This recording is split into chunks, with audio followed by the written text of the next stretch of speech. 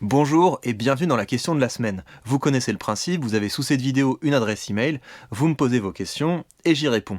Aujourd'hui, on a une question de Christian qui m'écrit: êtes-vous d'accord avec Gorgias pour dire que le rhéteur peut aussi bien défendre un parti que le contraire? C'est la question du relativisme dans lequel il n'y a pas de vérité absolue. Est-ce que la rhétorique est une pure technique indifférente au contenu auquel elle s'applique, ou bien est-ce que la rhétorique doit admettre qu'il existe une vérité qu'il serait plus facile de défendre que n'importe quelle opinion délirante ou inique? Si oui, comment persuader ou pousser à l'action efficacement n'importe quelle cause? Sinon, comment reconnaître les causes défendables de celles qui ne le sont pas, sans faire quelque chose d'autre que de la rhétorique, à savoir de la philosophie pour la cohérence interne des idées, ou des sciences pour la solidité des faits? Alors, le rapport de la rhétorique à la vérité et à l'éthique, c'est une discussion sans fin. C'est une discussion qui est importante, c'est une discussion qu'il faut avoir, mais avant de te répondre point par point à tes questions, je voudrais te présenter deux distinctions qui me semblent importantes.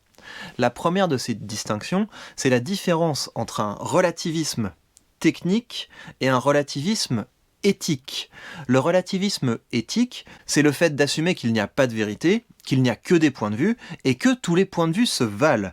Mais donc ça, c'est une posture morale, c'est une posture éthique. Et donc la rhétorique, vu que la rhétorique est amorale, elle n'a pas à se prononcer en faveur ou contre le relativisme. Par contre, ce qui va nous intéresser en rhétorique, c'est un relativisme technique, ou plus précisément une capacité à relativiser, une capacité à réaliser que quand on va prendre la parole en public, il va y avoir des gens qui vont défendre un point de vue qui est complètement opposé au nôtre. Et plus on est capable de changer de perspective, plus on est capable d'adopter le point de vue de ces gens qui sont à 1000 lieues de ce qu'on pense, plus on a une chance d'être efficace, parce qu'on va pouvoir mieux anticiper leurs objections. Et c'est pour ça qu'un des tout premiers exercices de rhétorique, c'est ce qu'on appelle le dissoi logoi, et c'est un exercice où, effectivement, on va aller aussi loin que possible dans la défense d'une position, et ensuite on va aller aussi loin que possible dans la défense d'une autre position. Et c'est en raison de cet exercice qu'on considère que la rhétorique, finalement, c'est une discipline relativiste. Mais ça, c'est un contresens, parce qu'en rhétorique, il faut bien distinguer le temps de l'exercice, où effectivement on va pratiquer cette capacité à relativiser, où on va pratiquer ce relativisme technique, mais ça ne veut pas dire qu'on considère que tous les points de vue se valent. Parce qu'une fois qu'on a fait cet exercice, après on prend la parole en public, et là, la personne qui le lundi s'amuserait publiquement à défendre une position, et le mardi s'amuserait publiquement à défendre la position contraire, elle serait pas du tout crédible. Donc ce serait absolument inefficace. Et l'efficacité, c'est une valeur qui est au cœur de la démarche rhétorique. Et donc pour être efficace, il faut avoir un ethos, il faut que les gens, quand ils nous écoutent, ils se disent oui, cette personne, elle croit en ce qu'elle dit, cette personne est cohérente, cette personne n'a pas un double discours. Donc il faut bien faire cette différence. D'une part, entre un relativisme éthique, qui est le fait de considérer que tous les points de vue se valent, et ça, la rhétorique n'a pas de position là-dessus, parce que la rhétorique est une technique, la rhétorique est amorale, mais par contre, devenir bon en rhétorique, ça suppose une capacité à relativiser, ça suppose une capacité à percevoir que sur tous les sujets qui sont pas triviaux, du type pour ou contre l'euthanasie, du type pour ou contre l'immigration, du type pour ou contre augmenter ou baisser les impôts, pour ou contre le tirage au sort, et bien sur tous ces sujets, il sera possible de produire des discours opposés et qui seront pourtant raisonnables, moraux et sourcés. Et plus vite on prend conscience de ça, plus vite on peut prendre efficacement la parole en public, parce qu'on sera capable de répondre non pas à la caricature de l'opinion opposée, mais aux bonnes raisons que l'autre camp a de penser ce qu'il pense. Et pour se préparer à ça, il y a un exercice de rhétorique qui s'appelle le dissoi logoi. Mais il faut bien distinguer le temps de l'exercice où les élèves vont effectivement faire ce travail de défendre avec autant de conviction que possible les points de vue opposés, et puis le temps de la prise de parole en public, où là, on a plutôt intérêt à être cohérent et à être consistant. Ceci étant posé, je vais maintenant reprendre les questions dans l'ordre. Êtes-vous d'accord avec Gorgias pour dire que le rhéteur peut aussi bien défendre un parti que le contraire? il doit en être capable.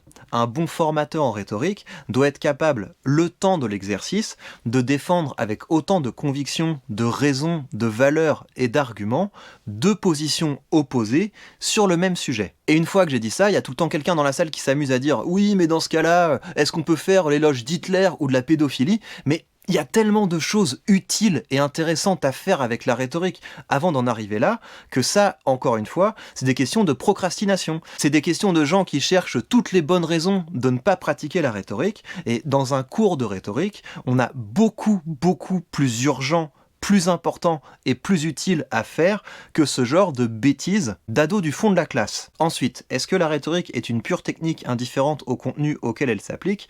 Alors oui, la rhétorique c'est une technique, mais la technique c'est pas sale. La technique pour moi c'est pas quelque chose de péjoratif.